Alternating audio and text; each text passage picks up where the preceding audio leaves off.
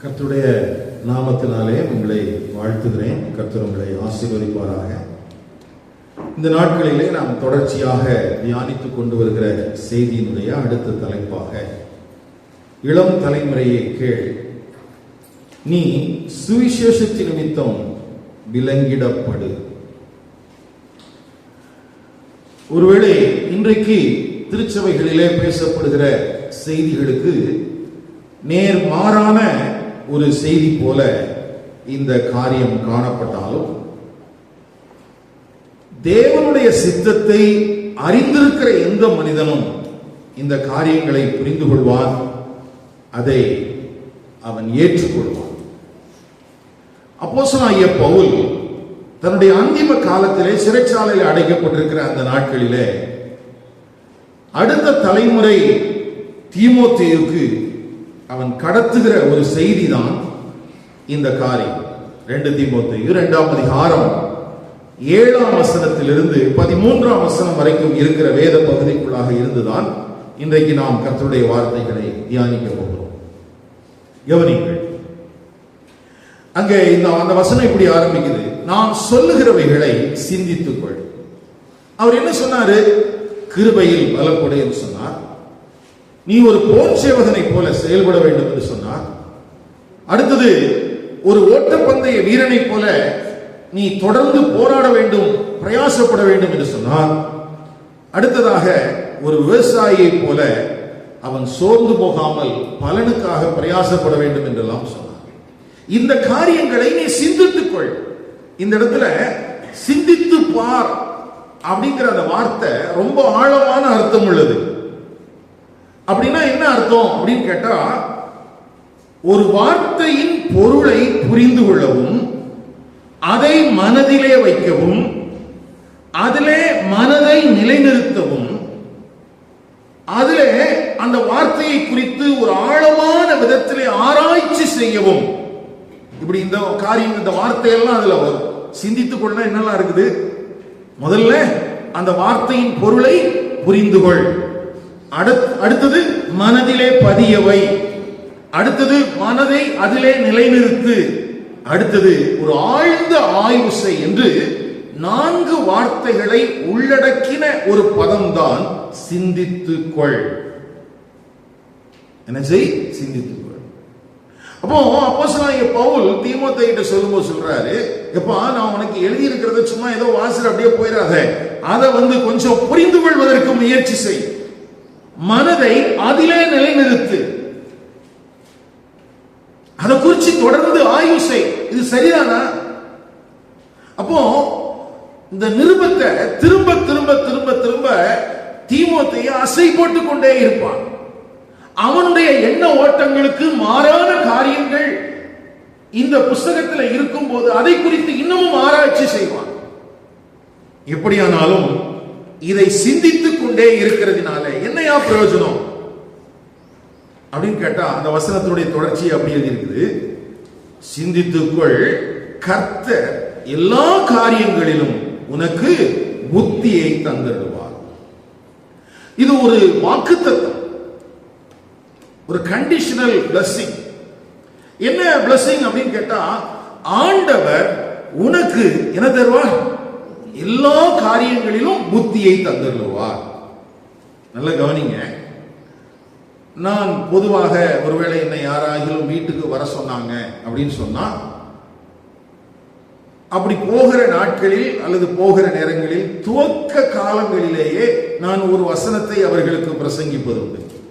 கொலோசியர்கள் நிருபம் 1ஆம் அதிகாரம் 9, 10 ஆகிய வசனங்கள் தான் அந்த என்னுடைய பிரசங்கமாக இருக்கும். வாசிங்க யாராவது ஒருவர். இது நிமித்தம் நாங்கள் அதை கேட்ட நாள் முதல் உங்களுக்காக இடைவிடாமல் ஜெபம் பண்ணுகிறோம். நீங்கள்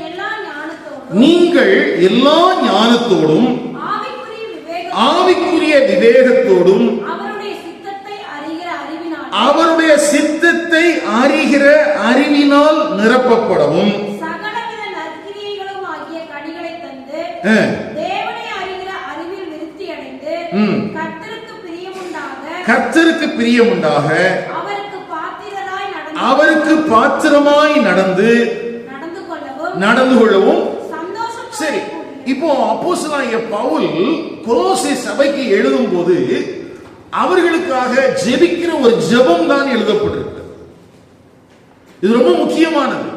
இதுல விவேகம் என்று ஒரு வார்த்தை பயன்படுத்தப்பட்டிருக்கு அல்லவா தமிழ் பைபிள்ல. அந்த விவேகம் என்கிற வார்த்தை தான் இங்க 2 தீமோத்தேயு 2ஆம் அதிகாரத்துல புத்தி அப்படின்னு போட்டிருக்கு. அதுதான் இங்க என்ன போட்டிருக்குது, புத்தின்னு போட்டிருக்கு. ரெண்டுக்கும் ஒரே ரூட் வேர்டு தான். அப்போ கர்த்தர் எல்லா காரியங்களிலும் உனக்கு விவேகத்தை தர வேண்டுமானால், புத்தியை தர வேண்டுமானால், நீ கேட்கிற வேத வசனங்களை சிந்தித்து பார், அதை புரிந்து கொள்ள முயற்சி செய், அதை மனதிலே பதிய வை, அதிலே உன்னுடைய மனதை நிலைநிறுத்து, அதை திரும்ப திரும்ப திரும்ப ஆராய்ந்து பார். எதற்காக ஆண்டவர் எழுதி தந்திருக்கிறார்? கவனிங்கள், ஏதோ ஞாயிற்றுக்கிழமையில ஒரு செய்தியை கேட்பதற்காக மாத்திரமல்ல, இந்த வார்த்தையை திரும்ப திரும்ப என்னுடைய மனதிலே நான் அதை திரும்ப திரும்ப நினைத்து பார்க்க வேண்டும், அதை சிந்திக்க வேண்டும், அதிலே என்னுடைய மனதை நிறுத்த வேண்டும், இதை நான் ஆராய்ச்சி செய்ய வேண்டும். இதன் அடிப்படையில தான் ஆண்டவர் எனக்கு விவேகத்தை தருகிறார். அப்போ பவுல் ஜெபிக்கிறான் கொலோசை சபைக்கு, இவர்களுக்கு ஆண்டவரே நீங்கள் ஞானத்தோடும் எல்லா ஆவிக்குரிய விவேகத்தோடும் அவருடைய சித்தத்தை அறிகிற அறிவினால் நிரப்பப்படும் என்று ஜெபிக்கிறானே. அப்போ ஜெபித்தால் மட்டும் போதாது, அந்த ஜெபிக்கப்பட்ட அந்த ஜனங்கள் கேட்கிற வசனங்களை திரும்ப திரும்ப என்ன செஞ்சுட்டே இருக்கணும், சிந்தித்துக் கொண்டே இருக்கணும். அப்போ திருச்சபையில உங்களுக்காக நாங்க ஜெபிக்கிறோம். அப்படி ஜெபிக்கிற போது அந்த காரியம் உங்கள் வாழ்க்கையில பலிக்க வேண்டுமானால், உங்கள் வாழ்க்கையில கர்த்தர் உங்களுக்கு புத்தியை தந்தர வேண்டுமானால், நீங்கள் கேட்கிற வசனத்தை திரும்ப திரும்ப சிந்தித்துக் கொண்டே இருக்கும். அந்த வசனத்தில் உங்களுடைய மனதை நிலைநிறுத்தணும். எனக்கு ஏற்றார் போல வசனத்தை இழுத்துக் கொள்வதல்ல, இந்த வசனத்துக்கு ஏற்றார் போல என்னுடைய மனதை கொண்டு வந்து நிறுத்த வேண்டும். அப்போ இங்க பிராக்டிஸ் பண்ண வேண்டிய ஒரு காரியத்தை யாக்கோபு சொல்கிறான் அல்லவா, திருவசனத்தை கேட்கிறவர்களாக மாத்திரமல்ல அதன்படி செய்கிறவர்களாயும் இருங்கள் என்று எழுதியிருக்கிறதே. அப்படி போல பவுல் தீமோத்தேயுக்கு எழுதி கொடுத்த இந்த வசனங்களை அவன் திரும்பவும் திரும்பவும் சிந்தித்துக் கொண்டே இருக்க வேண்டும். அப்பொழுது ஆண்டவர் அவனுக்கு விவேகத்தை, அவனுக்கு புத்தியை தந்தருவார், நமக்கும் தந்தருவார், நமக்கும் தந்தருவார். அப்போ இந்த இடத்துல நம்ம கவனிக்க வேண்டிய அல்லது கற்றுக்கொள்ள வேண்டிய மிக முக்கியமான ஒரு காரியம் இருக்கிறது. அப்போ ஆண்டவர் என்ன சொல்றார்? நீங்க ஒரு வசனத்தை வாசிக்கிறீங்க, நீங்க அதை மெடிடேட் பண்றீங்க, அல்லது ஒரு செய்தியை கேட்கிறீங்க, அந்த செய்தியினுடைய காரியங்களை திரும்ப சிந்தித்து ஆண்டவர் உங்களுக்கு விவேகத்தையும் புத்தியையும் தந்தரத்தக்கதாக நீங்கள் கவனமாய் இருக்க கர்த்தர் உங்களுக்கு கிருபை செய்வாராக. அல்லேலூயா. அதற்காகத்தான் பரிசுத்த ஆவியானவர் நமக்கு கொடுக்கப்பட்டிருக்கிறார். பரிசுத்த ஆவியானவர் நமக்கு யார்? அவர் நல்ல போதகர். அவர் நமக்கு வேத வசனத்தை குறித்த நல்ல ஒரு வெளிச்சத்தை தருகிறவர். வாசிக்கலாம், ஒரு 2 வசனத்தை வாசிங்க. 1 யோவான் 2ஆம் அதிகாரம் 20ஆம் வசனம், 27ஆம் வசனம். 1 யோவான் 2. நீங்கள் பரிசுத்தராலே அபிஷேகம் பெற்று, நீங்கள் பரிசுத்தராலே அபிஷேகம் பெற்று சகலத்தையும் அறிந்திருக்கிறீர்கள். நீங்கள் அவராலே பெற்ற அபிஷேகம் உங்களில் நிலைத்திருக்கிறது. ஒருவரும் உங்களுக்கு போதிக்க வேண்டியதில்லை. அந்த அபிஷேகம் சகலத்தையும் குறித்து உங்களுக்கு போதிக்கிறது. அது சத்தியமாய் இருக்கிறது, பொய்யல்ல. அது உங்களுக்கு போதித்தபடியே அவரில் நிலைத்திருப்பீர்கள். நல்ல கவனிங்க, அது ரொம்ப முக்கியம். கடைசியான வசனம் வார்த்தை பாருங்க, 2 வரி. அது உங்களுக்கு போதித்தபடியே அவரில் நிலைத்திருப்பீர்களாக. அப்போ இந்த இடத்துல அபிஷேகம் என்கிற வார்த்தை, அப்படி அபிஷேகம் சொல்லி தமிழ்ல மொழிபெயர்த்திருக்கிறாங்க. அதுல பரிசுத்த ஆவியானவர் என்கிற வார்த்தை தான் எபிரேய மொழியில பயன்படுத்தப்பட்டிருக்கிறது. அப்ப பரிசுத்த ஆவியானவர் நமக்குள்ள இருக்கிறார், அவர் எனக்கு போதிக்கிறார். அப்படி போதிக்கிற காரியங்கள் சத்தியமாய் இருக்கிறது, அது பொய்யல்ல. பரிசுத்த ஆவியானவர் எனக்கு போதித்தபடியே நான் அதில் நிலைத்திருக்க வேண்டும், நான் அதில் நிலைத்திருக்க வேண்டும். அதனாலதான் சொன்னேன், சிந்தித்துக்கொள் என்று சொல்லும் போது 4 காரியம். 1, புரிந்து கொள்வதற்கு, அதற்கு பரிசுத்த ஆவியானவர் உதவி செய்கிறார். அதை மனதிலே வைத்துக் கொள்வதற்கு நாம் அக்கறை உள்ளவர்களாக இருக்க வேண்டும். மனதை அதிலே நிலைநிறுத்துவதற்கு அக்கறை உள்ளவர்களாக இருக்க வேண்டும். அதை ஆராய்ச்சி செய்ய வேண்டும். அதை நம்முடைய வாழ்க்கையில பிராக்டிஸ் பண்றதுல நம்ம கவனமா இருக்கணும். அப்படி இருந்தால் ஆண்டவர் நல்ல விவேகத்தை தருவார், நல்ல புத்தியை தருவார். சில நேரத்தில் நம்ம சொல்றோம்ல, புத்தி இல்ல, எப்படி வரும்? நம்ம விளையாட்டி சொல்லுவோம், இதான் கடையில இருந்தா ஒரு காக்கில் வாங்கிக்க, இது கடையில கிடைக்கிற சரக்கு அல்ல, இது எப்படிதான் வரும்? தேவனுடைய வசனத்தை வாசிச்சு அதை புரிந்து கொண்டு அதிலே மனதை வைத்து அதை திரும்ப திரும்ப ஆராய்ச்சி பண்ணிட்டே இருந்தா என்ன வரும்? நமக்கு புத்தி வரும். இப்ப ஏன் இல்லை? அதெல்லாம் நம்ம செய்யறது இல்லையே. நமக்கு வேகமா வாட்ஸ்அப்ல வரக்கூடிய சில வாக்கு தத்தங்கள் அதை மட்டும் அப்படியே வாசிட்டு போதும் அப்படிங்கிற மாதிரி மனநிலைமைக்கு வந்துட்டோம். கவனிங்கள் அருமையானவர்களே, இதுதான் முதல் காரியம். இப்ப 7வது வசனத்துல அந்த வசனத்தை வாசிங்க. 2 தீமோத்தேயு 2:7. நான் சொல்லுகிறவைகளை சிந்தித்துக்கொள், கர்த்தர் எல்லா காரியங்களிலும் உனக்கு புத்தியை தந்தருளுவார். இதை சொல்லிட்டு அடுத்தது இந்த பகுதிக்குள்ள நம்ம கவனத்தில் கொள்ள வேண்டிய காரியம் என்னன்னு பாத்தீங்கன்னா, இவன் விலங்கிடப்படு அப்படின்னு சொல்ல வேண்டிய அவசியம் என்ன அப்படின்னு கேட்டா, அதுல 2 காரணம் சொல்லப்பட்டிருக்குது. ஒரு தேவனுடைய பிள்ளையின் வாழ்க்கையில 2 விதமான காரியங்களின் நோக்கங்களின் அடிப்படையில் கட்டப்படுவதற்கு, விலங்கிடப்படுவதற்கு வாய்ப்பு இருக்கிறது. ஒண்ணு, நாம் வைத்திருக்கிற சுவிசேஷம். ஒன்று எது நிமித்தம்?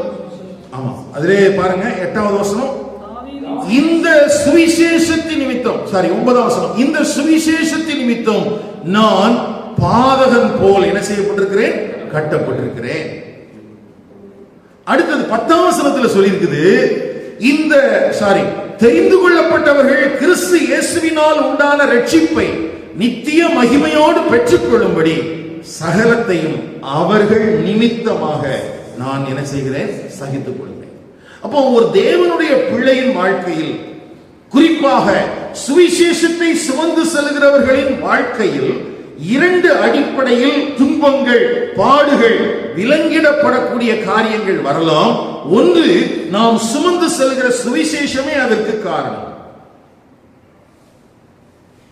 ஆனா இன்னைக்கு நம்ம என்ன நினைக்கிறோம்னா, ஆண்டவரே நாங்க சுவிசேஷம் அறிவிக்க போகிறோம், யாரும் எங்களுக்கு தீமை செஞ்சிடக்கூடாது, யாரும் எங்களுக்கு எதுவும் பேசிடக்கூடாது, எதுவும் பண்ணிடக்கூடாது, நாங்க எப்படி போறோமோ அப்படியே சுவிசேஷத்தை அறிவிச்சுட்டு திரும்பி வந்தோம். முரண்பாடா இல்லையா? அங்க தெளிவா எழுதப்பட்டிருக்குது, இந்த சுவிசேஷத்தின் நிமித்தமாகத்தான் நான் பாதகன் போல் கட்டப்பட்டிருக்கிறேன். அப்போ முதல்ல நமக்கு தெரிஞ்சிருக்க வேண்டியது அவசியம், சபைக்குள்ள இருக்கிற நம்ம நம்பி ஆண்டவர் சுவிசேஷத்தை கொடுத்திருக்கிறாரு. அப்படி கொடுக்கப்பட்டிருக்கிற சுவிசேஷத்தின் நிமித்தமாகவும் நாம் பாடுகளை என்ன செய்ய வேண்டியிருக்கும்? சந்திக்க வேண்டியிருக்கும். 2, இப்போ சுவிசேஷத்தை நம்ம அறிவிச்சிட்டோம். அந்த அறிவித்த அதை கேட்ட ஜனங்கள் இருக்கிறாங்க இல்லையா, அவங்களுக்கு இந்த இடத்துல பேரு தெரிந்து கொள்ளப்பட்டவர்கள். அந்த சுவிசேஷத்தை கேட்ட ஜனங்களுக்கு இந்த இடத்துல பேர் என்னது? தெரிந்து கொள்ளப்பட்டவர்கள். கிறிஸ்து இயேசுவினால் உண்டான ரட்சிப்பை அவர்கள் பெற்றுக் கொள்ளப்படுவதற்காகவும் நாம சில காரியத்தை செய்ய வேண்டியிருக்கும், சகிக்க வேண்டியிருக்கும். அப்போ ஒரு தேவனுடைய சபை எந்த அடிப்படையில் எல்லாம் பாடுகளை சந்திக்கிறது என்று கேட்டால், ஒன்று, அது வைத்திருக்கிற சுவிசேஷத்தின் நிமித்தமாய் அதற்கு பாடுகள் வருகிறது. 2, அங்க வருகிற ஜனங்கள் இழந்து போய்விடக்கூடாது, அவர்கள் முடிவு பரியந்தம் நிலைத்திருக்க வேண்டும், அவர்கள் நித்திய மகிமையை பெற்றுக் கொள்ள வேண்டும், இயேசு கிறிஸ்துவினால் உண்டாகிற ரட்சிப்புக்கு அவர்கள் பாத்திரமாய் காணப்பட வேண்டும் என்றெல்லாம் பிரயாசப்படுகிறதுனாலும் என்ன வருகிறது? பாடுகள் வருகிறது. ஆனால் பவுல் அப்போஸ்தலன் மூலமாக பரிசுத்த ஆவியானவர் இப்படி சொல்லி வைத்திருக்கிறார். ஆனால் நம்மை பொறுத்த வரைக்கும், அல்லது இன்றைய கிறிஸ்தவத்தை பொறுத்த வரைக்கும், பாடுகள் வருகிறது என்றால் யாரோ மந்திரவாதி எழும்பி எலுமிச்சம்பழத்தை செஞ்சு வச்சுட்டான், அல்லது ஏதோ சாசின் கிரியைகள் எல்லாம் செய்யப்பட்டு விட்டது, அதனால தான் நமக்கு பிரச்சனை வருது.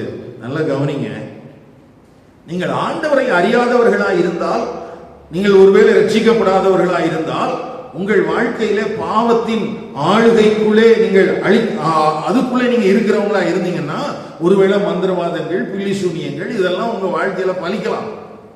ஆனா ரட்சிக்கப்பட்டிருக்கிறீங்க, நீங்க தேவ நோக்கத்தை சுமந்தவர்களாக இருக்கிறீர்கள் என்றால், அந்த சுமந்திருக்கிற தேவனுடைய பிள்ளைகளுக்கு ஒரு விசேஷித்த பாதுகாப்பு இருக்கிறது.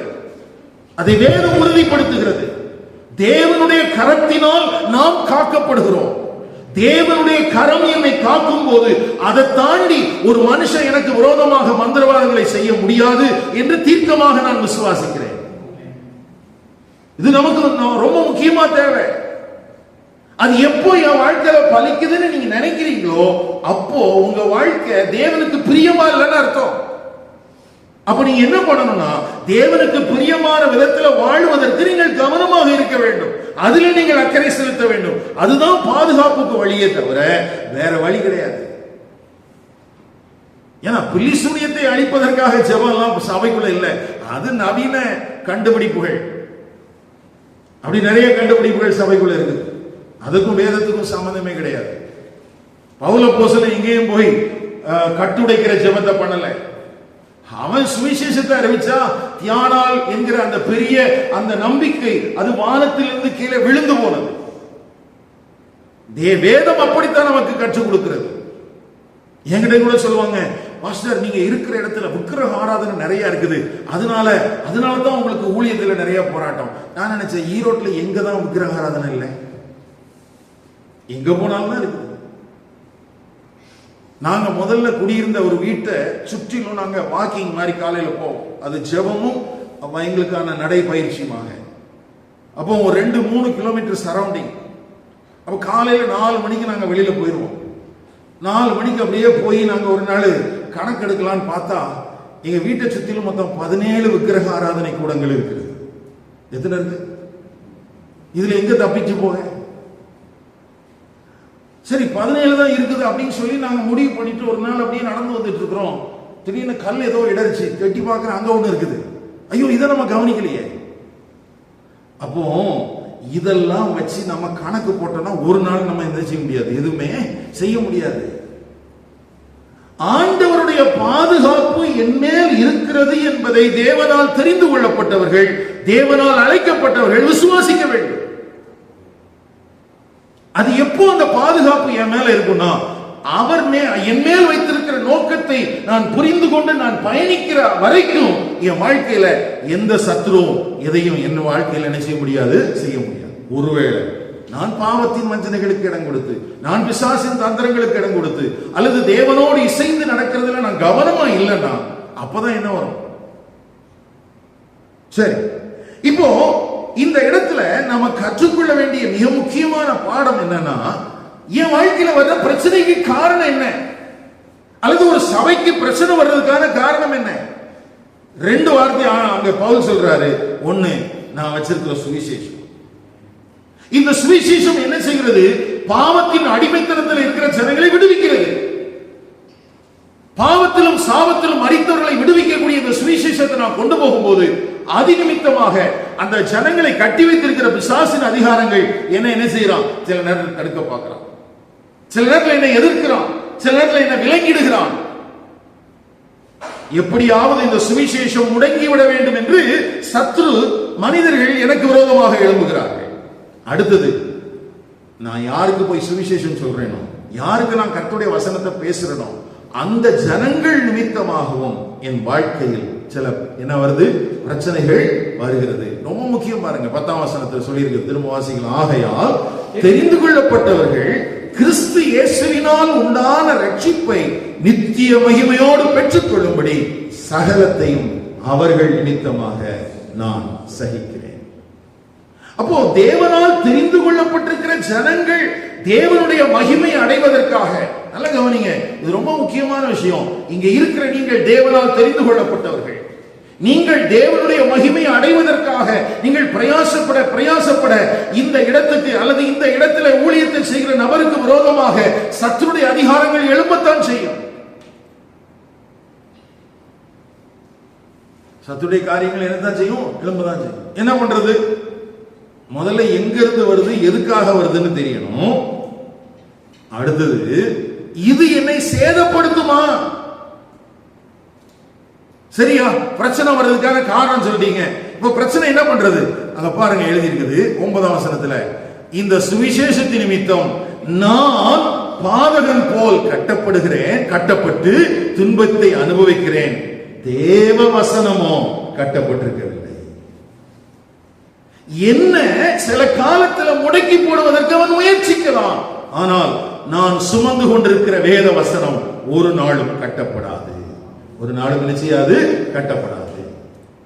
அப்போ சத்துருடைய திட்டங்கள், அவன் நினைக்கிறான் பவுல சிறைச்சாலையில போட்டுட்டா இனிமேல் சுவிசேஷம் பரவாது என்று அவன் நினைத்திருக்கலாம். பவுல் சொல்றாரு, என்ன கட்டி நீ ரோம சிறைச்சாலையில வச்சிருக்கலாம், ஆனா கர்த்தருடைய வசனத்தை நீ கட்டி வைக்க முடியாது. தேவனுடைய ஜனங்களாகிய நம்மை சத்துரு முடக்கி போட நினைக்கலாம், ஆனால் இந்த சுவிசேஷத்தை ஒருவனாலும் முடக்கி போட முடியாது. அப்போ இந்த புரிதல் அந்த பவுலுக்குள்ள இருந்துச்சு. அப்போ விலங்கிடப்படுவதற்கான காரணத்தை சொல்கிறார்.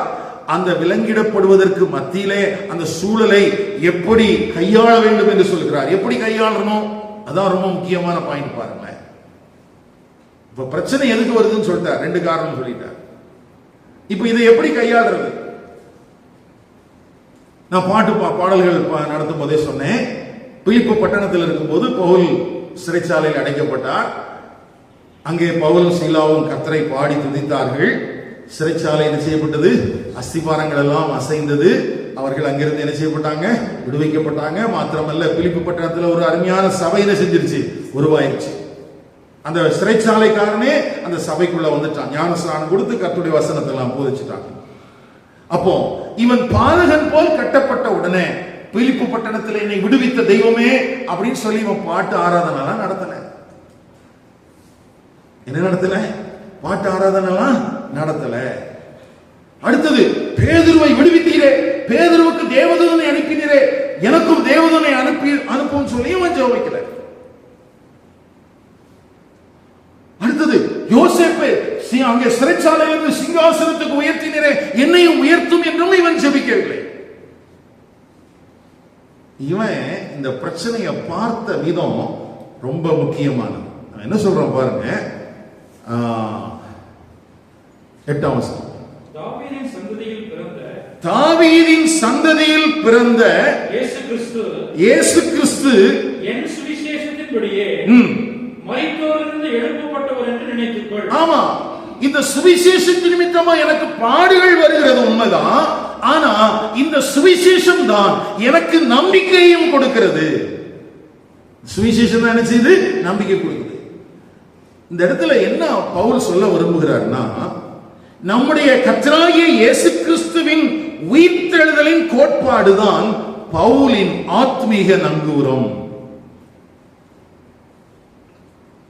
இயேசு கிறிஸ்துவை மரணம் தடுத்து நிறுத்தவில்லை. அப்போ பவுல் என்ன பார்க்கிறான்? என்னை சிறைச்சாலையில அடைத்து வைத்திருக்கிறார்களே, என்னுடைய வாழ்க்கை அவ்வளவுதான் முடிஞ்சு போயிருமா அப்படின்னு பார்த்தா, ஆண்டவர் அவருக்கு ஒண்ணு நினைப்புறாரு. இல்லப்பா, இயேசு கிறிஸ்துவையும் மரணத்தினாலே முடித்து விடலாம் என்று சத்துருக்கள் நினைத்தார்கள். ஆனால் மரணம் அவரை தடுத்து நிறுத்தவில்லையே. நம்ம பாடணும் இல்லையா? என்ன பாடணும்? மரணம் அவரை தடுத்து நிறுத்த முடியவில்லையே, கல்லறையோ கட்டி காக்க முடியவில்லையே. மரணம் அவரை தடுத்து நிறுத்த முடியவில்லையே, கல்லறையோ கட்டி காக்க முடியவில்லையே. யூத சிங்கம் கிறிஸ்து ராஜா வெற்றி பெற்றாரே, யூத சிங்கம் கிறிஸ்து ராஜா வெற்றி பெற்றாரே. சோர்ந்து போன மகனே நீ துள்ளி பாடிடு, சோர்ந்து போன மகனே நீ. மரித்த இயேசு உயிர்த்து விட்டார், அல்லேலூயா. மன்னன் இயேசு ஜீவிக்கிறார், அல்லேலூயா. மரித்த இயேசு உயிர்த்து விட்டார், அல்லேலூயா. மன்னன் இயேசு ஜீவிக்கிறார், அல்லேலூயா. அல்லேலூயா, ஜீவிக்கிறார், அல்லேலூயா, ஜீவிக்கிறார், அல்லேலூயா, அல்லேலூயா, ஜீவிக்கிறார், அல்லேலூயா. நல்ல கவனிங்க, இயேசு கிறிஸ்துவின் உயிர்த்தெழுதலை நாம் பார்க்க வேண்டிய விதத்தில் பார்க்கவில்லையோ என்று தோன்றுகிறது, அல்லது போதுமான அளவுக்கு முக்கியத்துவம் கொடுக்கவில்லையோ என்றும் தோன்றுகிறது. இங்க ஆனால் அப்போஸ்தலனாகிய பவுலை பொறுத்த வரைக்கும் என்னை நீங்கள் கட்டி வைக்கலாம், ஆனால் என்னை நம்பி தேவன் கொடுத்திருக்கிற அந்த சுவிசேஷம் கட்டப்படாது. யோசிச்சு பாருங்களேன், பவுல் அப்போஸ்தலன் சிறைச்சாலையில தான் இந்த நிருபத்தை எழுதினாரு. 2000 வருஷம் ஆச்சு. இப்பவும் இந்த வசனம் என்ன செய்யல, கட்டப்படல. இது என்ன செஞ்சுட்டே இருக்குது, பிரசங்கிக்கப்பட்டு கொண்டே இருக்கிறது. அப்போ அன்றைக்கு அவனுக்கு விரோதமாக மனிதர்களால் சத்துருவால் செய்யப்பட்ட சூழ்ச்சிகள் நிறைவேறிச்சா? இல்லை. ஏன் நிறைவேறல? அவன் தெளிவா புரிஞ்சு அவன் சொல்றான், அப்பா இயேசு கிறிஸ்துவை மரணம் தடுத்து நிறுத்த முடியவில்லை, கல்லறை அவரை தடுத்து நிறுத்த முடியவில்லை. என் சுவிசேஷத்தின்படி இயேசு கிறிஸ்து என்ன செஞ்சிருக்கிறாரு, உயிர் தெழுந்திருக்கிறார். அப்போ நம்முடைய அந்த இயேசு கிறிஸ்துவின் உயிர்த்தெழுதலை குறித்த ஒரு விஷயத்தில், அந்த கோட்பாட்டை குறித்த காரியத்தில் நமக்கு போதுமான அளவுக்கு புரிதல் தேவை என்று நான் விசுவாசிக்கிறேன். ஏன்னா இந்த பவுல் ஒரு ஜெபம் சொல்கிறார் பாருங்கள். பிலிப்பியர்கள் நிருபம் 3ஆம் அதிகாரம் 10ஆம் வசனம். இப்படி நான் அவரையும், நல்ல கவனிங்க, என்ன சொல்றாரு, உயிர்த்தெழுதலின் வல்லமையையும் அவருடைய பாடுகளின் ஐக்கியத்தையும் அறிகிறதற்கும் எப்படியாயினும் நான் மரித்தோரிலிருந்து உயிரோடு எழுந்திருப்பதற்கு தகுதியாகும் படிக்கும்.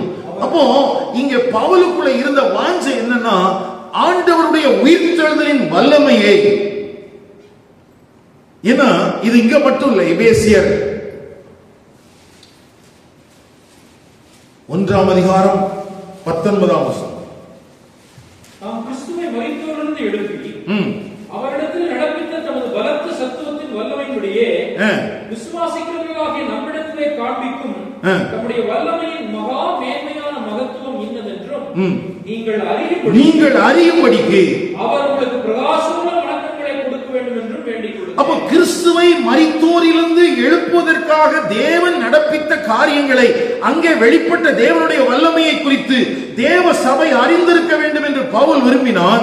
ஏனென்றால் நாம் சந்திக்கிற சவாலான சூழல்களுக்கு மத்தியிலே நாம் கட்டப்படும் போது, நாம் சத்துருக்களால் அங்கே அழிக்கப்படுவதற்கான காரியங்களை எழுப்பும் போதெல்லாம் நாம் எதின் மேலே கவனத்தை வைக்க வேண்டும் என்றால் கிறிஸ்துவின் உயிர்த்தெழுதலின் மேலே. கிறிஸ்துவின் அப்போ பவுலுக்கு என்ன நம்பிக்கைனா, இயேசு கிறிஸ்துவை மரணம் தடுக்க முடியவில்லை, அவருடைய கல்லறை கட்டி வைக்க முடியவில்லை, ஆகவே என்னையும் இந்த காவல் சிறை என்ன செய்ய முடியாது, கட்டுப்படுத்த முடியாது. அதான் நான் ஆரம்பத்தில் சொன்னேன், எல்லா நேரத்திலையும் ஒரே ஃபார்முலாவை யூஸ் பண்ண சொல்லி பைபிள் சொல்லல. முதல் முறை சிறைச்சாலையில் அடைக்கப்பட்ட போது துதித்தார், உண்மைதான். ஆனால் 2வது முறை சிறைச்சாலையில் அடைக்கப்பட்ட போது நிருபங்களை எழுதினார். 3வது முறை சிறைச்சாலையில் அடைக்கப்பட்ட போது அவருக்கு ஒரு அங்கேயும் நிருபத்தை எழுதினாரு. அந்த நிருபத்தில் அவர் தன்னுடைய நம்பிக்கை குறித்து என்ன சொல்றாருன்னா, உயிர்த்தெழுதலின் நம்பிக்கை. என்ன நம்பிக்கை?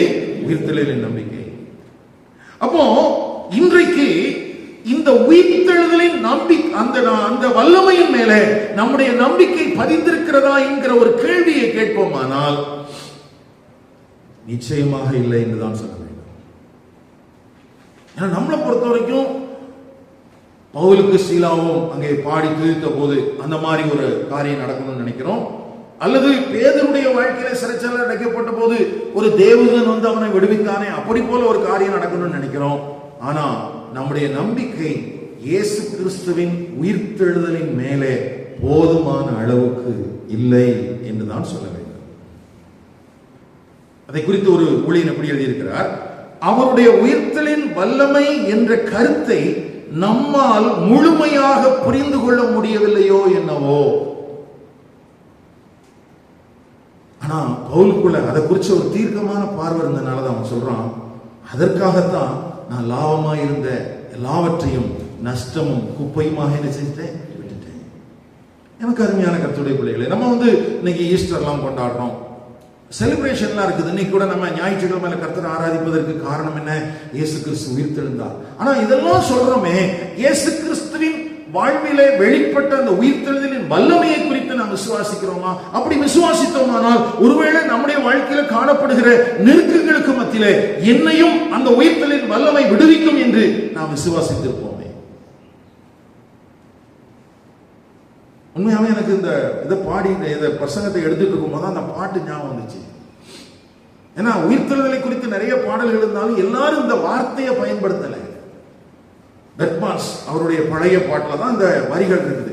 மரணம் அவரை தடுத்து நிறுத்த முடியவில்லையே, கல்லறையோ கட்டி காக்க முடியவில்லையே, கிறிஸ்து யூத சிங்கம் கிறிஸ்து ராஜா வெற்றி பெற்றாரே அப்படின்னா அதை விசுவாசிக்கிற என் வாழ்க்கையிலையும் என்னையும் அவர் வெற்றி பெற செய்வார். என்ன செய்வார்? வெற்றி பெற செய்வார். அப்ப அந்த விசுவாசத்தை இங்கே பவுல் அப்போஸ்தலன் அங்க சூழலை எப்படி கையாளுறதுப்பா அப்படின்னு கேட்டா, உயிர்த்தெழுதலின் மேல நம்பிக்கை, அந்த உயிர்த்தெழுதலின் வல்லமை மேல நம்முடைய நம்பிக்கையை வை அப்படின்னு அவர் என்ன செய்யறாரு சொல்லி. அப்போ இந்த உயிர்த்தெழுதலின் வல்லமையை குறித்த கோட்பாடு என்னை தைரியப்படுத்த வேண்டும். என்ன செய்யணும்? தைரியப்படுத்தணும், என்னை என்கரேஜ் பண்ணணும். இதை சும்மா நம்ம எடுத்துட்டு போயிடக்கூடாது. நான் சொல்றது உங்களுக்கு எப்படி புரியுதுன்னு தெரியல, உங்களுக்கு புரியுற மாதிரி எனக்கு சொல்ல தெரியுதான்னு தெரியல. ஆனா நம்முடைய எல்லா நெருக்கமான சூழல்களிலும் நாம் கவனத்தில் கொள்ள வேண்டிய ஒரு காரியம் என்னவென்றால், கிறிஸ்துவின் உயிர்த்தெழுதலின் வல்லமை. அந்த உயிர்த்தெழுதலின் வல்லமையை நாம் விசுவாசித்து அந்த அடிப்படையில் என் வாழ்விலும் தேவன் கிரியை செய்ய வல்லவராய் இருக்கிறார் என்று நாம் விசுவாசிக்கிறோம். நாம் என்ன செய்யணுமா? விசுவாசிக்கணும். சரி, ஒரு ரெண்டு இல்லுஸ்ட்ரேஷன் உங்களுக்கு சொல்றேன். மார்ட்டின் லூத்தர் மூலமாக ஒரு ரிஃபார்மேஷன் உண்டாச்சு இல்லையா? 1517 வருஷத்துல ஒரு ரிஃபார்மேஷன் உண்டாச்சு. அந்த ரிஃபார்மேஷன் மூலமாக ரோமன் கத்தோலிக்க சபையில் இருக்கக்கூடிய ஒரு 95 காரியங்களை விட்டு திருச்சபை ஒரு மறுரூபம் அடைந்த ஒரு சபையாக மாற்றம் அடைந்தது. ஒரு ரிஃபார்மேஷன் சர்ச்சா என்ன செஞ்சது? வந்துச்சு. இது உலகம் எங்கிலும் பரவிச்சு. குறிப்பாக இங்கிலாந்து, ஸ்காட்லாந்து போன்ற தேசங்கள்ல இது அதிகமா பரவிச்சு. அப்போ உடனே அந்த ஸ்காட்லாந்து தேசத்துல இருந்தவங்க, இங்கிலாந்து தேசத்துல இருந்தவங்க எல்லாம் மார்ட்டின் லூத்தர் இருந்த பகுதியில போய், ரோமாவில் போய் அல்லது ஜெர்மன்ல போய் அவங்க எல்லாம் என்ன பண்ணாங்கன்னா, அந்த ரிஃபார்மேஷன் எப்படி வந்துச்சு, அதுக்கான காரணம் என்ன, அந்த வசனங்கள் எல்லாம் கற்றுக்கொள்வதற்காக அநேகர் போய் படிக்க ஆரம்பித்தாங்க. எல்லாரும் போய் என்ன செய்ய ஆரம்பிச்சாங்க? படிக்க ஆரம்பிச்சாங்க. அப்போ 1528 ஸ்காட்லாந்து இருந்து பேட்ரிக் ஹாமில்டன் அப்படின்னு சொல்லக்கூடிய ஒரு பரிசுத்தவான் அவர் படிப்பதற்காக போகிறார். ஜெர்மனுக்கு போறார். ஜெர்மன்ல போய் அந்த ரிஃபார்மேஷனுக்கான காரணம் என்ன, ஏன் இந்த 95 காரியங்கள் வேதத்தின்படி தவறு என்கிற காரியத்தை எல்லாம் கற்றுக்கொண்டு அவர் ஸ்காட்லாந்துக்கு திரும்பி வர்றார். அப்படி திரும்பி வந்த உடனே அன்னைக்கு அங்க பிஷப்பா இருந்த பேராயர் ஜேம்ஸ் பீட்டன் அப்படிங்கிறவரு இந்த ஹாமில்டனுக்கு ஒரு தண்டனை கொடுக்கிறார். கவனிங்கள், சபைக்குள்ள நடந்த காரியம், ரிஃபார்மேஷன் சர்ச்சுக்குள்ள வருது. அதுக்கான காரண காரியங்கள் என்ன என்று ஜெர்மன்ல போய் ஒருத்தர் படிச்சுட்டு ஸ்காட்லாந்துல திரும்பி வந்து இங்க ஸ்காட்லாந்துல இருக்கிற சபைகளுக்கு எல்லாம் அதை கற்றுக் கொடுக்கணும் அப்படின்னு சொல்லி முயற்சி எடுக்கும் போது, அன்னைக்கு ஸ்காட்லாந்துல இருந்த பிஷப் ஜேம்ஸ் பீட்டன் அவர் சொன்னாரு, இந்த ஹாமில்டனை விட்டுறக்கூடாது, இவனை உயிரோட எரிக்கணும் அப்படின்னு சொல்லி என்ன செஞ்சார்? தீர்ப்பு எழுதினார். எப்படி எரிக்கணும்? உயிரோடு. இப்போ இந்த பேட்ரிக் ஹாமில்டனை உயிரோட எரிக்கிறதுக்காக அவரை பிடிச்சிட்டாங்க. விறகுகள் எல்லாம் அங்க சேர்த்து வைக்கப்பட்டிருக்குது. அநேக ஜனங்கள் பார்த்து கொண்டிருக்க இவர் உயிரோடு தீ வைக்கப்பட்டார். உயிரோடு என்ன செய்யப்பட்டார்? தீ வைக்கப்பட்டார். இவர் செஞ்ச தப்பு என்ன? ரிஃபார்மேஷன் எப்படி வந்துச்சு, அதுக்கான வசனம் என்ன அப்படிங்கறத ஜெர்மன்ல போய் படிச்சுட்டு வந்து ஸ்காட்லாந்துல சொல்ல போறார். இவர் சொல்லிட்டாருன்னா தன்னுடைய காரியங்கள் எல்லாம் வெளிச்சமாகிவிடும் என்கிற பயத்தினால இந்த பிஷப் என்ன பண்ணாரு? தீ வைக்கிறதுக்கு சொன்னார். இப்போ அந்த அவரை தீ வைக்கிறாங்க. உயிரோடு இருக்கிற கொல்லல தீ வைக்கிறாங்க. தீ எரியுது. ஆனா சரித்திரத்தின்படி என்ன சொல்றாங்கன்னா, அந்த விறகு நல்ல காஞ்ச விறகா இல்லாததுனால அவரை எரித்து முடிப்பதற்கு 6 மணி நேரம் எடுத்ததாம். உயிரோடு கூட அந்த பேட்ரிக் ஹாமில்டன் வந்து எரிக்கப்படுவதற்காக அந்த எரிக்கப்படுகிற காட்சியை அந்த ஜனங்கள் பார்த்துட்டு இருக்கிறாங்க. திருச்சபையில் இருக்கிற ஜனங்கள் பார்த்துட்டு இருக்கிறாங்க. இந்த 6 மணி நேரம் ஆன செய்திய ஒரு மனிதன் இப்படி சொல்றான் அந்த பிஷப்பு கிட்ட போய், அடுத்த முறை யாரையாவது உயிரோட எரிக்கிறதா இருந்தா ரகசியமா வச்சு எரி. எப்படி எரி? ரகசியமா வச்சு. இப்படி பகிரங்கமாக எரித்தால் இங்கே 6 மணி நேரம் எடுத்த இந்த தீ பற்றி எரிகிற போது இங்கே வந்த புகை, இங்கே எழும்பின நெருப்பு அநேகருடைய கண்களை திறந்து விட்டது என்று அவன் சொல்லுகிறான். அநேகருடைய கண்கள் என்ன செஞ்சிருச்சு? திறந்துருச்சு. ஐயா, அவர் எரிவதற்காக எடுத்துக்கொண்ட நேரத்திலே அந்த புகை, அங்கே எழும்பின நெருப்பு அநேகருடைய கண்களை திறந்து விட்டதாம். ஸ்காட்லாந்துல இந்த பேட்ரிக் ஹாமில்டன் என்பவன் உயிரோடு இருந்து செய்ய வேண்டிய வேலைகளை எல்லாம் அந்த உயிரோடு அவன் எரிக்கப்பட்ட போது அந்த எடுத்துக்கொண்ட நெருப்பு அந்த 6 மணி நேரத்துல ஜனங்களுக்குள்ள எல்லாம் பரவ ஆரம்பிச்சு. ஏன் எரிக்கிறாங்க, ஏன் எரிக்கிறாங்க அப்படின்னு சொல்லி வேதத்தை படிக்க ஆரம்பிச்சாங்க. அப்படிதான் ஸ்காட்லாந்துல மாற்றங்கள் வர ஆரம்பித்தது, ரிஃபார்மேஷன் வர ஆரம்பித்தது. அப்போ ஒரு பிஷப் என்ன நினைக்கிறார்னா, இவனை எரிச்சிட்டா சுவிசேஷம் முற்றிலுமாக முறிந்து போய்விடும் என்று நினைக்கிறான். ஆனால் அந்த சுவிசேஷத்தை அழிப்பதற்காக அவன் பயன்படுத்தின அந்த காரியமே அந்த சுவிசேஷம் பரவுவதற்கும் காரணமாக அமைந்தது. இன்றைக்கு நம்ம பேட்ரிக் ஹாமில்டனை குறித்து நம்ம பேசுறதுக்கு காரணம் என்னன்னா, அவர் பிரசங்கித்ததின் அடிப்படையில் அல்ல, அவர் கிறிஸ்துவுக்காக மரித்ததின் அடிப்படையில். அவர் பாதகன் போல் எரிக்கப்பட்டார். ஆனால் அவரை நம்பி தெய்வம் கொடுத்திருந்த அந்த சுவிசேஷம் கட்டப்பட்டிருக்கவில்லை, அது எரிக்கப்படலை, அது பரவ ஆரம்பித்தது. அது என்ன செய்ய ஆரம்பிச்சது? பரவ ஆரம்பித்தது. அடுத்தது இன்னொரு மனுஷனை குறித்து நீங்க கேள்விப்பட்டிருப்பீங்க. நமக்கு வேதாகமத்திற்கு அடுத்தபடியாக அதிகமாக மொழிபெயர்க்கப்பட்ட ஒரு புஸ்தகம் மோட்ச பயணம், ஜான் பனியன். இந்த ஜான் பனியன் என்ற அந்த இளம் வாலிபன் செய்த தவறு என்ன தெரியுமா? அந்த நாட்கள்ல எல்லாம் இப்ப இன்னைக்கு வந்து ஒரு பிரசங்கம் பண்ணணும் அல்லது பிரசங்கம் பண்ணணும்னு அல்ல, கம்யூனியன் கொடுக்கணும் அல்லது கல்யாணம் பண்ணி வைக்கணும் அல்லது செத்தவங்களை அடக்கம் பண்ணணும் அப்படின்னு சொன்னா அதுக்கு ஒரு ஆர்டினேஷன் அப்படின்னு சொல்லி சபைக்குள்ள ஒரு முறைமை இருக்குது. ஆனா அந்த நாட்கள்ல, அதாவது 15வது 16வது நூற்றாண்டின் நாட்களில் பிரசங்கம் பண்ணணும் அப்படின்னு சொன்னாலே லைசன்ஸ் வேணும். பிரசங்கம் பண்ணணும்னாலே என்ன வேணும்? லைசன்ஸ் வேணும். இன்னைக்குமே சில சபைகள்ல அப்படி லே பிரீச்சர்ஸ் என்று சொல்லக்கூடிய பிரசங்கத்திற்கு லைசன்ஸ் இருக்கிறவங்கள தான் சபை ஆராதனை நடத்துவதற்கு அனுமதிப்பாங்க. இன்னைக்கும் அந்த முறைமை இருக்குது. அப்போ இந்த ஜான் பனியன் வந்து அவர் பிரசங்கத்திற்கான அந்த லைசன்ஸ் இல்லாமலேயே பிரசங்கம் பண்ண ஆரம்பிச்சார். அப்ப இவரை ஜெயில கொண்டு போட்டாங்க. இங்கிலாந்து தேசத்துல ஜான் பனியன் சிறைச்சாலையில போடப்பட்டிருக்கிறார். அதற்கான காரணம் என்ன? அவர் வந்து சுவிசேஷத்தை பிரசங்கம் பண்றாரு அப்படின்னு சொல்லி. அப்போ அந்த சிறைச்சாலையில இருக்கும் போதுதான் அவர் இந்த புஸ்தகத்தை எழுதுகிறார். மோட்ச பயணம் என்கிற ஒரு புஸ்தகத்தை எழுதுகிறார். உலகத்துல எல்லா மொழிகளிலும் கிட்டத்தட்ட மொழிபெயர்க்கப்பட்ட ஒரு புஸ்தகம். அப்போ அவர் சிறைச்சாலையில் அடைக்கப்பட்டிருக்கிறார். அங்கிருந்து அவர் வெளியில யாரையும் பார்க்க முடியாது, வெளியில இருக்கிறவங்களும் யாரும் அவரை பார்க்க முடியாது. ஆனா இவர் சிறைச்சாலையில் இருக்கும் போது சில நேரங்களில் சத்தமாக பிரசங்கிப்பாராம். அந்த பிரசங்கத்தை கேட்பதற்காக ஜனங்கள் வெளி இடங்களில் வந்து அந்த சிறைச்சாலையை சுற்றி நிற்பார்களாம். இங்க மேடை போட்டு பேசல, சிறைச்சாலையில் அடைக்கப்பட்டிருக்கிறார். இங்கிருந்து வெளியில போக முடியாது, வெளியில இருக்கிறவங்க உள்ளேயும் பார்க்க முடியாது. ஆனா இவர் சில தருணங்களில் சத்தமாக கர்த்தருடைய வார்த்தை என்ன செய்வாராம்? பிரசங்கிப்பாராம். அப்படி பிரசங்கிக்கிற போது அதை கேட்பதற்காக ஜனங்கள் பல இடங்களில் வந்து அங்க என்ன செய்வாங்களா? சிறைச்சாலையில. அப்போ அப்போஸ்தலனாகிய பவுலுடைய வாழ்க்கையில மாத்திரமல்ல, சுவிசேஷத்தின் நிமித்தமாக பாதகன் போல கட்டப்பட்ட அந்த ஜான் பனியனுடைய வாழ்க்கையிலையும் கூட அவர் கட்டப்பட்டிருந்தார். ஆனா வசனம் கட்டப்பட்டிருக்கவில்லை. வசனம் என்ன செய்யல? கட்டப்படல. அப்போ சத்துரு, இந்த உலகத்தின் அதிபதி, தேவனுடைய ஜனங்களுக்கு விரோதமாக இப்படியெல்லாம் செயல்படுத்துகிற காரியங்கள் எல்லாமே ஒருவேளை அது அவ்வளவுதான் முடிஞ்சிருச்சு அப்படிங்கிற மாதிரியான தோற்றங்களை எல்லாம் கொண்டு வரலாம். ஆனா பவுல் அப்போஸ்தலன் சொல்லுகிறான், நான் பிரசங்கிக்கிற கிறிஸ்து அவர் உயிரோடு எழுந்திருக்கிறார் என்பதை நீ சிந்தித்துக்கொள்.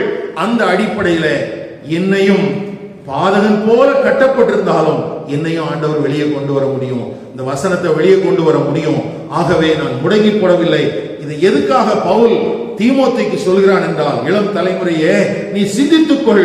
ஒருவேளை இன்னைக்கு தேசத்துல எழும்புகிற காரியங்கள் உன்னை முடக்கி போட்டு விடலாம் என்பது போல காரியங்கள் எல்லாம் இருந்தாலும் ஒரு நாளும் சுவிசேஷத்தை ஒரு மனிதனாலும் கட்ட முடியாது. நம்ம ஊர்ல எலெக்ஷன் நடந்த மாதிரியே மேற்கு வங்காளத்துல சமீபத்தில் எலெக்ஷன் நடந்துச்சு. ஒரே டைம்ல தான். நமக்கு ஒரே முறையில் எலெக்ஷன், அவங்களுக்கு 2 முறையா நடந்துச்சு. அங்க இப்போ ஒரு முதலமைச்சர் இருக்கிறார், சுவேந்து அதிகாரி அவர் பேர். 10 வருஷத்துக்கு முன்னால் அவர் யார் தெரியுமா? கையும் மெய்யுமாய் பிடிக்கப்பட்ட ஒரு குற்றவாளி. வீடியோ எவிடன்ஸோட அவரை பிடிச்சாங்க. உடனே அவர் கட்சி மாறிட்டார். 10 வருஷத்துக்கு பிறகு இப்போ அந்த மாநிலத்தினுடைய முதலமைச்சராக பதவியேற்றிருக்கிறார். கதை சொல்லல, நடக்கிற உண்மையை சொல்றேன். இதுல என்னையா இருக்குது? இதுவரைக்கும் மேற்கு வங்காளத்தில் சபைகள் அடித்து உடைக்கப்பட்ட செய்திகள் நமக்கு வரல. ஆனா இந்த மனிதன் அங்கே தலைவராக பொறுப்பேற்ற நாள் முதற்கொண்டு அசன்சோல் என்கிற பகுதியில சபை அடித்து உடைக்கப்பட்டிருக்கிறது. இன்றைய தேசத்தின் ஆட்சியாளர்களுடைய கனவுகள் எல்லாம் என்ன தெரியுமா? இந்த சுவிசேஷத்தை எப்படியாகிலும் முடக்கிவிட வேண்டும் என்று. ஒருவேளை நான் சொல்ற செய்தி ஆட்சியாளர்களுக்கு போகாது, ஆனால் உங்களுக்கு சொல்லுகிறேன், ஆட்சியாளர்கள் எவ்வளவு சட்ட திட்டங்களை ஏற்றி இந்த சுவிசேஷத்தை கட்டுவதற்கு நினைத்தாலும் இந்த சுவிசேஷம் கட்டப்படவே கட்டப்படாது. இந்த வசனம் அது வெளியே போய்கொண்டே தான் இருக்கும், இது பரம்பிக் கொண்டே தான் இருக்கும். நீ உயிரோடு எரிக்க நினைத்தால் அந்த எரிகிற அக்கினியும் எரிகிற புகையும் அநேகருடைய கண்களை திறக்கும். நீ சிறைச்சாலையில் அடைத்தால் சிறைச்சாலையை நோக்கி ஜனங்கள் தேடி வர ஆரம்பிச்சிருவாங்க. ஏன்னா நான் விசுவாசிக்கிற இந்த சுவிசேஷத்தில் இயேசு கிறிஸ்துவை அவர் மரணத்தினால கட்டுப்படுத்தி என்ன செய்ய முடியல? வைக்க முடியல. அவரை கல்லறைக்குள்ள வைக்க முடியல. அவரை உயிரோடு எழுப்பும் போது வெளிப்பட்ட தேவனுடைய வல்லமை எல்லா காலங்களிலும் வெளிப்பட்டு கொண்டே தான் இருக்கும். எல்லா காலங்களிலும் வெளிப்பட்டு கொண்டே தான் இருக்கும். அப்போ ஆட்சியாளர்கள் ஒவ்வொரு காலத்திலையும் நினைக்கலாம். 15ஆம் நூற்றாண்டுல ஸ்காட்லாந்துல நினைச்சாங்க, அடுத்தது இங்கிலாந்துல நினைச்சாங்க, இப்ப நம்ம ஊர்ல நினைக்கிறாங்க. ஆனா ஒண்ணு அவங்களுக்கு தெரிய வேண்டியது அவசியம் என்னன்னா, இது ஒண்ணும் கட்டுப்படுத்தக்கூடிய காரியம் அல்ல. நீ ஒரு பேட்ரிக் ஹாமில்டனை விட்டுருந்தா அவன் ஒருத்தன் தான் பிரசங்கம் பண்ணியிருப்பான். இப்ப 6 மணி நேரம் நின்று எரிஞ்சான் இல்லையா? அந்த 6 மணி நேரத்துல ஸ்காட்லாந்துல அநேகரை தேவன் எழுப்பி விட்டார். அதனாலதான் ஸ்காட்லாந்துல எழுப்புதல் வந்துச்சு. அதனாலதான் ஜான் நாக்ஸ் போன்ற பரிசுத்தவான்கள் எழுப்பினார்கள்.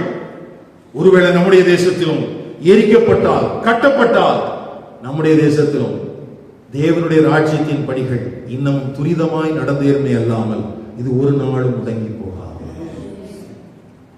அப்போ இந்த ஒரு நம்பிக்கையான செய்தியை தான் அப்போஸ்தலனாகிய பவுல் தீமோத்தேயுக்கு சொல்லிக் கொடுக்கிறான். இப்ப திரும்ப அந்த வேத பகுதிக்கு வாங்களேன்.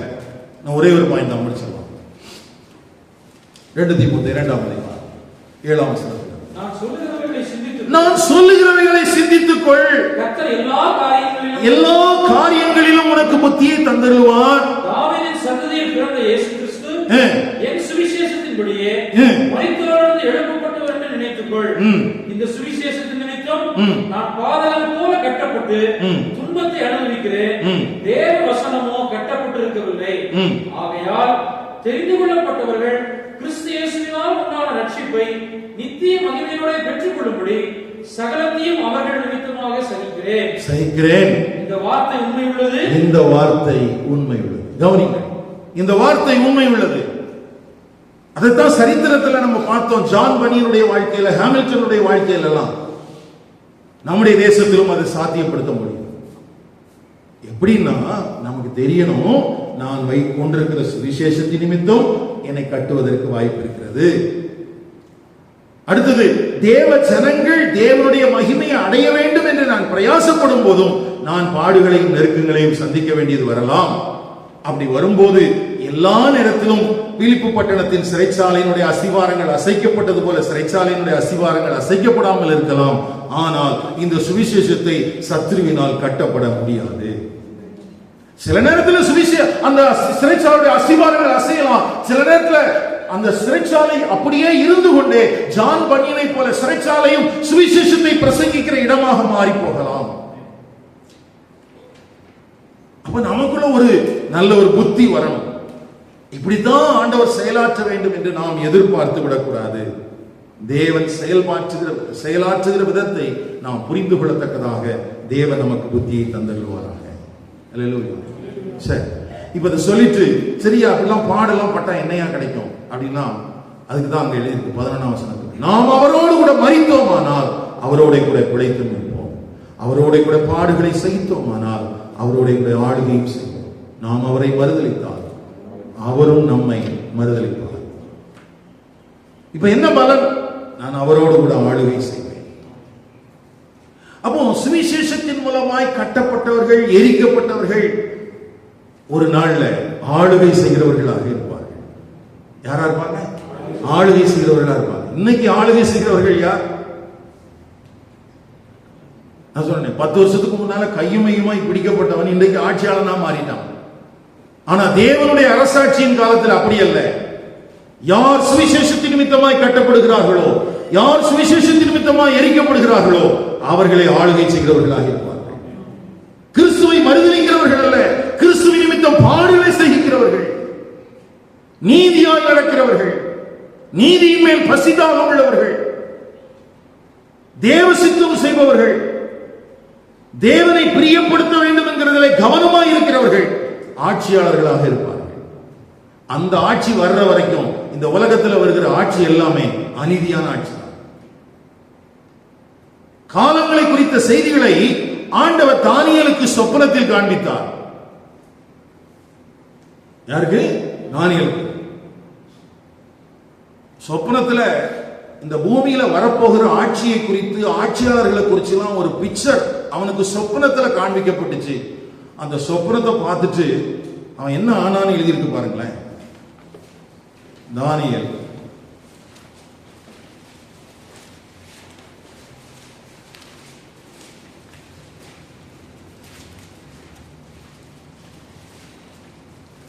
பத்தாம் அதிகாரம்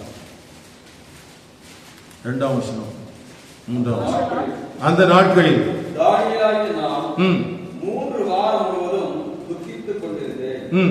அந்த 3 வாரங்களாகிய நாட்கள் நிறைவேறும் மட்டும் ருசிகரமான அப்பத்தை நான் புசிக்கவும் இல்லை, இறைச்சியும் திராட்சரசமும் என் வாய்க்கு போகவும் இல்லை, நான் பரிமள தைலம் பூசிக்கொள்ளவும் இல்லை. 8ஆம் வசனம். நான் தனித்து விடப்பட்டு அந்த பெரிய தரிசனத்தை கண்டேன். என் பலனெல்லாம் போயிற்று, என் உருவம் மாறி வாடி போயிற்று, திடனற்று போனேன். அவருடைய வார்த்தைகளின் சத்தத்தை கேட்டேன். அவருடைய வார்த்தையின் சத்தத்தை நான் கேட்கும் போது நான் சுகம் கவிழ்ந்து நித்திரை போகிறவனாய் தரையிலே முகங்குப்புற விழுந்து கிடந்தேன். இதோ ஒருவன் கை என்னை தொட்டு என் முழங்கால்களும் என் உள்ள கைகளும் தரையை ஊன்றி இருக்க என்னை தூக்கி வைத்தது. நல்ல கவனிங்க. இந்த உலகத்துல எப்படி ஆட்சி அமைய போகிறது, ஆட்சியாளர்கள் எப்படி இருப்பாங்க அப்படிங்கறத ஒரு சின்ன பிக்சர் தான் காமிச்சாராங்க. சின்னதுன்னு சொல்ல முடியாது, ஒரு நீண்ட காலத்தை குறித்த ஒரு செய்தி அவனுக்கு காண்பிக்கப்படுகிறது. ஆனா எல்லா ஆட்சியாளர்களையும் ஆண்டவர் அவனுக்கு காண்பிக்கல, ஒரு சில ஆட்சியாளர்களை மட்டும் தான் ஆண்டவர் காமிச்சார். ஆனா அந்த காட்சியை பார்த்த உடனே இவன் பயந்துட்டான், நடுங்கிட்டான். ஏன் நடுங்கினா? இவனுக்கு ஆட்சியாளர்களை குறிச்சு பயமா இல்ல, இவன் இருக்கிறதே எங்கதான் இருக்கிறான். இவன் ஏற்கனவே பாபிலோனிய ராஜாங்கத்தில் இருந்தவன், மேதிய பெர்சியாவின் ராஜாங்கத்தில் இருக்கிறவன், பெர்சியாவினுடைய அந்த ராஜாக்களோடு பழகுகிறவன், அநேக ராஜாக்களின் நாட்களில் ராஜாக்களோடு தன்னுடைய நேரத்தை செலவிட்ட அந்த தானியேலுக்கு இந்த பூமியிலே வரப்போகிற ஆட்சியை குறித்து பெரிய ஒரு நடுக்கம். அப்படின்னா என்னன்னா, அவன் பார்த்தான் பின்வரும் சந்ததிகளின் நிலைமை ரொம்ப பரிதாபமா இருக்கும் போல் இருக்கு. இன்றைக்கு இருக்கிற ஆட்சியாளர்கள் தான் ஒரு மனசாட்சி இல்லாம இருக்கிறாங்க அப்படின்னு நான் நினைச்சா, இல்லையா, பின்வரும் சந்ததிகளின் காலத்திலும் கூட இந்த ஆட்சியாளர்கள் இரக்கமற்றவர்களாக, முரடர்களாக, கொலை செய்கிறவர்களாக அப்படிதான் இருக்கிறாங்க அப்படிங்கிற செய்தி அவன் ரொம்ப கலங்க பண்ணிட்டு. இதை நம்முடைய கரங்களை வச்சிருக்கிற நம்ம சமாதானமான ஆட்சி என்று எந்த ஆட்சிக்காகவும் இயங்க வேண்டாம். அது ஒருவரால் மட்டும்தான் சாத்தியம், ஆண்டவராகிய இயேசு கிறிஸ்து. மற்றபடி வேற எந்த ஆட்சியாளர்களும் இந்த பூமியில் இருக்கிற காலத்தில் ஒரு நிலையான சமாதானமான நீதியான ஆட்சியை தரவே முடியாது. அது சாத்தியமே கிடையாது. என்ன சில நேரத்தில் நமக்கு என்ன தோணுதுன்னா, எப்பா 200 வருஷத்துக்கு முன்னால எங்க ஊருக்கு கொஞ்சம் மிஷினரிகள்லாம் வந்தாங்க, அவங்க கஷ்டப்பட்டு கொஞ்சம் எங்களுக்கு பாடம் படிக்கிறதுக்கெல்லாம் சொல்லி கொடுத்துருக்காங்க, ட்ரெஸ் போடுறதுக்கெல்லாம் சொல்லி கொடுத்துருக்காங்க, கொஞ்சம் நல்ல நடக்கைகளை கற்றுக் கொடுத்துருக்காங்க, இதை கெடுத்துறாதீங்கிறதா நமக்குள்ள இருக்கிற ஆதங்கம். இதை என்ன செஞ்சிடாதீங்க. ஏன்னா ஆட்சியாளர்களுக்கு இப்ப என்னன்னா, எல்லாரும் படிச்சு வேலைக்கு போயிட்டீங்கன்னா யாரா மற்ற வேலையெல்லாம் செய்யறது அப்படின்னு சொல்லிட்டு எல்லாரையும் விஸ்வகர்மா அப்படிங்கிற அந்த திட்டத்துக்கு கீழே கொண்டு வந்து எல்லாரும் பழைய தொழில போய் செய்யும் சொல்ற காரியத்துக்குள்ள இன்னைக்கு தேசம் போய்கொண்டே இருக்குது. கவனிங்களையா, கவனிங்கள். இப்படி எல்லாம் இருக்கும்போது நம்முடைய நம்பிக்கை எதன் மேல இருக்க வேண்டும்? எதன் மேல இருக்கணும்?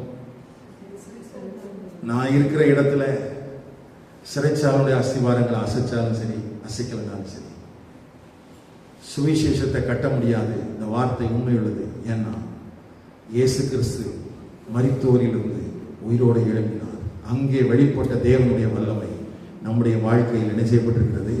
வெளிப்பட்டிருக்கிறது. ரொம்ப முக்கியமானதுங்க. இதை நாம் மனதிலே கொண்டிருந்தோமானால் நாம் தடுமாற மாட்டோம். சரி, இப்ப நாம் எல்லாரும் மரிக்கணுமா அப்படின்னு கேட்டா, சரீர பிரகாரமான மரணத்தை குறித்து சொல்லவில்லை. திரும்ப அந்த வசனத்துக்கு வாங்க. நாம் அவரோடு கூட மரித்தோமானால் நாம் அவரோடு கூட ஆளுகை செய்வோம் என்று வாசிக்கிறோம் இல்லையா? இந்த வார்த்தை உண்மை உள்ளது. நாம் அவரோட கூட மரித்தோமானால் அவரோட கூட பிழைத்தும் இருப்போம், அவரோடு கூட பாடுகளை சகித்தோமானால் அவரோடு கூட ஆளுகையும் செய்வோம். சரி, இப்ப நம்ம எப்போ மரித்தோம் அப்படின்னு கேட்டா, ரோமர் 6ஆம் அதிகாரத்துல நாம் கிறிஸ்துவோடு கூட சிலுவையில் எப்போ எடுக்க வேண்டாம், வீட்டில் போய் வாசி. நாம் கிறிஸ்துவோடு கூட சிலுவையில் என்ன செய்யப்பட்டிருக்கிறோம்? அறையப்பட்டிருக்கிறோம். நாம் கிறிஸ்துவோடு கூட நாம் என்ன செய்திருக்கிறோம்? மரித்திருக்கிறோம். கிறிஸ்துவோடு கூட புதிய மனுஷனாக நாம் என்ன செய்யப்பட்டிருக்கிறோம்? மாற்றப்பட்டிருக்கிறோம். அப்போ ஒரு மனம் திரும்புதலின் அனுபவத்தின் போது நாம் சுயத்திற்கு மரித்தவர்களாய் சிலுவையில் அறையப்பட்டோமே, அதைத்தான் இங்கே அப்போஸ்தலனாகிய பவுல் சொல்கிறார். நாம் எல்லாரும் அவரோடு கூட மரித்தோமானால் அவரோடு கூட என்ன செய்வோம்? விளைத்தும் இருப்போம். அப்போ இதுல ரொம்ப கவனிக்க வேண்டிய காரியம் என்னன்னா, அந்த மரித்தல் என்கிற வார்த்தை எந்த பின்னணியத்தோடு எழுதப்பட்டிருக்குன்னா, பரிசுத்தமாகுதலோடு தொடர்புடையது. சபையின் வாழ்க்கையில் ரட்சிக்கப்பட்டு தொடர்ந்து பரிசுத்தமாகுதல பிராக்டிஸ் பண்ணக்கூடிய எல்லாரும் பழைச்சிருப்பாங்க, எல்லாரும் ஆளுகையும் செய்வாங்க. எல்லாரும் என்ன செய்வாங்க? ஆளுகை செய்வாங்க. ஏன்னா இந்த வசனத்தை சிலர் என்ன சொல்றாங்கன்னா, ரத்த சாட்சி மரணத்துக்கு சொல்றாங்க. அந்த வசனம் அப்படி இல்லை, நமக்கு தமிழ்ல அழகா இருக்குது.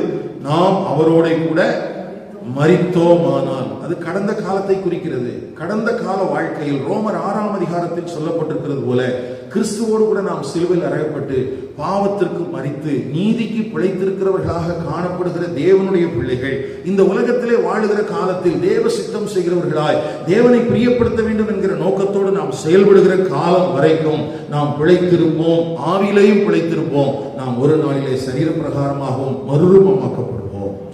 அல்லேலூயா. ஃபிஜி அப்படிங்கிற ஐலாண்ட்ல ஒரு காலகட்டத்தில், அதாவது 18வது நூற்றாண்டின் போது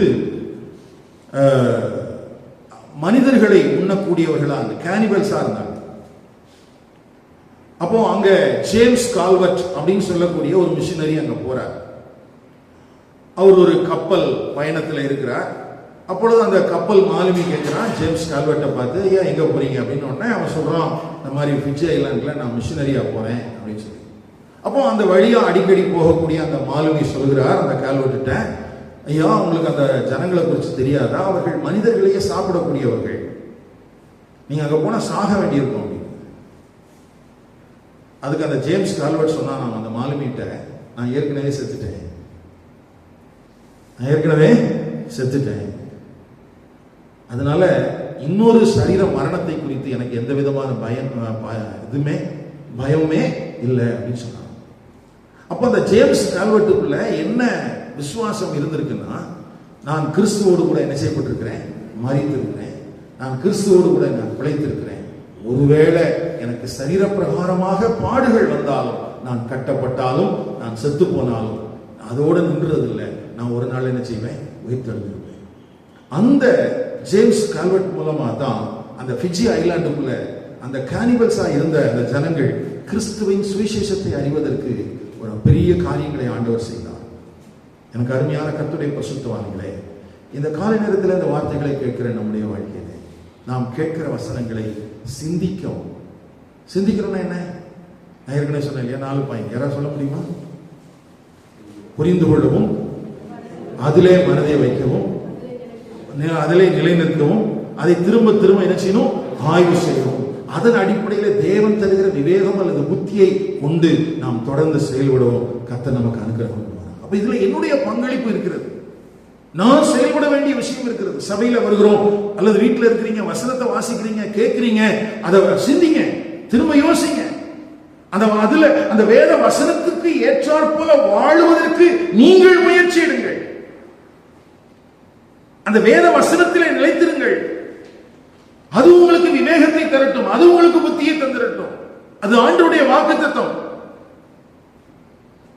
யாரெல்லாம் யோசிக்கிறாங்களோ, யாரெல்லாம் அந்த மனதை செலுத்துகிறார்களோ, அவர்கள் எல்லாருக்கும் ஆண்டவர் புத்தியை தந்துள்ளார். அவர்கள் எல்லாருக்கும் என்ன நோக்கமா இருக்கும்னா, எப்படி தேவனை பிரியப்படுத்துவது, எப்படி தேவ சித்தம் செய்வது. அதைத்தான் பவுல் கொலோசை பட்டணத்தின் சபையாருக்கு ஜெபித்தார். அதனாலதான் நானு முதல்ல சபையில யாரையாவது என்ன கூப்பிடுறாங்கன்னா அவங்க வீட்டுல போய் இதுதான் சொல்லுவேன், ஐயா, என்னோடு கர்த்தர் உங்களை இணைத்து வைத்திருக்கிறார் என்று நீங்கள் விசுவாசிப்பீர்களா? நீங்கள் இந்த ஆவிக்குரிய விவேகத்தோடு இருக்க வேண்டும். நீங்கள் தேவ சித்தம் செய்கிறவர்களாக இருக்க வேண்டும். நீங்கள் தேவனை அறிகிற அறிவிலே நாளுக்கு நாள் வளர வேண்டும். ஆரம்ப நாள்ல நல்லா கேட்டுப்பாங்க. ஆனா தேவ சித்தத்தை அறிவதற்கான வழியை கற்றுக் கொடுக்கும் போது அநேகருக்கு கஷ்டமா போயிடும். எனக்கு அருமையான கர்த்தருடைய பிள்ளைகளை, அப்படி அல்ல. நாம் என்ன செய்ய வேண்டும் என்று தேவன் எதிர்பார்க்கிறாரோ அதை குறித்து நாம் தொடர்ந்து அக்கறை உள்ளவர்களாக இருக்க வேண்டியது மிகவும் அவசியமானது. கிறிஸ்துவோடு கூட சிலுவையில் அறையப்பட்டவர்களின் வாழ்க்கையில வரக்கூடிய பாடுகளும் அல்லது எந்த கடின சூழல்களும் நிரந்தரமானவைகள் அல்ல. திரும்பவும் சொல்றேன், கிறிஸ்துவோடு கூட சிலுவையில் அறையப்பட்டு மரித்தவர்களுடைய வாழ்க்கையில வரக்கூடிய எந்த பாடுகளும் நிரந்தரமானவைகள் அல்ல. அது எல்லாம் மாற்றப்படும். அதற்கு அஸ்திபாரம் உபதேசம் எங்க இருக்குன்னா, கிறிஸ்துவின் உயிர்த்தெழுதல். கிறிஸ்துவின் உயிர்த்தெழுதல், கிறிஸ்துவின் உயிர்த்தெழுதல் எத்தனை உண்மையோ அத்தனை உண்மை நான் தேவ சித்தத்தின் படியான ஒரு பாதையில கடந்து செல்லும் போது நான் சந்திக்கிற பிரச்சனைகளுக்கு மத்தியில எனக்கு தீர்வும் அத்தனை உண்மையாக இருக்கிறது. விடுதலை அத்தனை உண்மையா இருக்கிறது. அப்போ இந்த அடிப்படையில இந்த கடைசி நாட்களிலே பின்வரும் சந்ததிகள் உங்கள் விசுவாசத்தை வளர்த்துக் கொள்கிறதிலே நீங்கள் கவனமாக இருங்கள். இளம் தலைமுறையே நீ கேள். நீ சுவிசேஷத்தின் நிமித்தமாக அல்லது நீ சுவிசேஷத்தை அறிவித்த ஜனங்கள் தேவ மகிமையை அடைய வேண்டும் என்பதற்காக நீ பிரயாசப்படும் போது உன் வாழ்க்கையில நீ கட்டப்படலாம், எரிக்கப்படலாம், உன் வாழ்க்கையில பிரச்சனைகள் வரலாம். ஆனால் உன்னுடைய விசுவாசம் கர்த்தராகிய இயேசு கிறிஸ்துவின் உயிர்த்தெழுதலின் மேலே இருக்கட்டும். நீ பிரசங்கிக்கிற வசனம் கட்டப்படாது, அது ஒரு நாளும் தோற்று போகாது. ஒருவேளை சாமுவேலை வேணா முடக்கிடலாம், ஆனா சாமுவேல் பிரசங்கிக்கிற செய்தியை யாராலும் முடக்க முடியாது. ஏன்னா இது அநேக தடைகளை தாண்டி 2000 ஆண்டுகளாக வந்து கொண்டிருக்கிறது. இன்னும் காலம் வரைக்கும் அது போய்கொண்டேதான் இருக்கும். நீ சாமுவேலை மட்டும்தான் நிறுத்த முடியும்.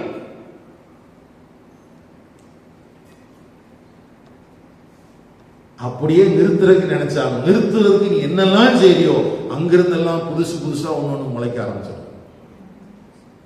ஏன்னா ஹாமில்டனை எரித்த நெருப்பும் அவருக்கு அந்த விறகு கொடுத்த புகையும் அந்த உயிரோடு எரிக்கப்பட்ட போது அந்த மனிதன் அடைந்த வேதனையும் ஜனங்களுடைய கண்களை திறந்தது. அதுதான் நம்முடைய தேசத்துக்கு சுவிசேஷர்களை அனுப்பிட்டு அப்படியெல்லாம் சுவிசேஷத்தை பெற்றுக்கொண்ட நம்ம போலியான ஊழியங்களை பார்த்து போலியான செய்திகளை கேட்டு நம்முடைய மனதை கெடுத்துக் கொள்ள வேண்டாம். மனதில் தெளிவுள்ளவர்களாக இருக்கும், புத்தி உள்ளவர்களாக இருக்கும். ரொம்ப முக்கியம். நான் சொல்கிறவைகளை நீங்கள் சிந்தித்துக் கொள்ளுங்கள். அப்பொழுது கர்த்தர் உங்களுக்கு எல்லா காரியங்களிலும் புத்தியை தந்திருக்கிறார். ஜெபிப்போம்.